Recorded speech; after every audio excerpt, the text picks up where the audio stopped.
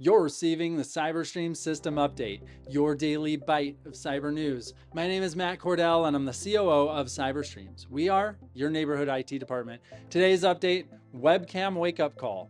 Otherwise secure network encrypted via IoT. Hey, small business leaders, legal pros, university staff, nonprofit directors, and manufacturing leaders, do you think your network's safe with top-notch endpoint detection and response, or EDR? Think again. Today we're diving into a jaw-dropping case where the Akira ransomware gang turned an innocent webcam into a weapon, encrypting a network despite solid security defenses. Curious how they pulled it off?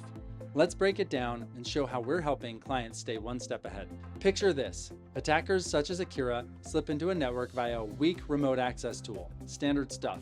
They deploy AnyDesk to linger, snag data, and hop around using Remote Desktop Protocol or RDP, blending in like rogue admins. What's their next move?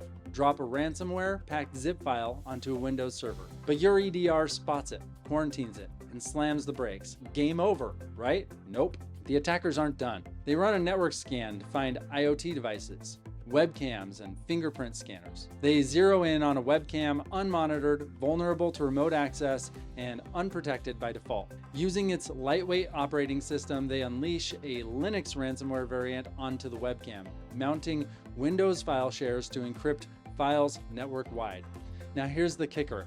Patches exist for this cam's flaws, but these devices were never reviewed or updated after they were deployed, and now it's too late. Law firms with client secrets, universities with student records, health information and research data, nonprofits with donor info, manufacturers with intellectual property, your networks are gold mines. A 2024 Verizon DBIR stat pegs 60% of breaches to credential theft, and IoT's a growing blind spot. This wasn't Akira's entry point, that was a Windows flaw, but it was a winning move.